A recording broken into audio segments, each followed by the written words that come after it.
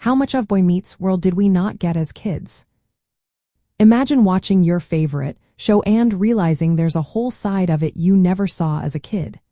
That's what happened with Boy Meets World in the 1990s. While we loved the episodes that aired, some stories were kept behind the scenes because they touched on topics considered too mature for a young audience. There were 3 episodes that never made it to the Disney Channel reruns during the original run. These episodes dealt with issues like underage drinking, premarital sex, and honesty in relationships. They were pulled because the network thought they might be too uncomfortable or inappropriate for children watching at home. The first one is called If You Cannot Be With the One You Love. It was from season 5 and focused on alcohol use among teenagers.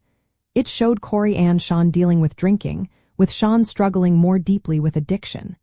The episode was serious and realistic, which was unusual for the show's usual light tone. Because of its mature themes, Disney decided not to air it again after the initial run. Next is Prom-ises, also from season 5. This episode centered on prom night and the question of whether Corey and Topanga would have sex for the first time.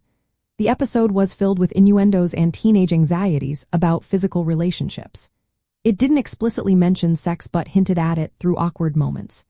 The episode was criticized for not addressing important issues like contraception or consent, making it seem a bit naive and overly cautious.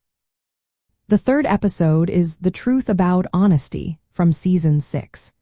It explored Corey and Topanga deciding to become physically intimate and Sean's relationship struggles. The episode focused on communication and trust but was pulled because of its sexual content, even though it didn't show explicit scenes. As kids in the 1990s, we missed out on these episodes because they were considered too mature. They showed a more honest look at teenage life, but the network's censorship kept those stories from us.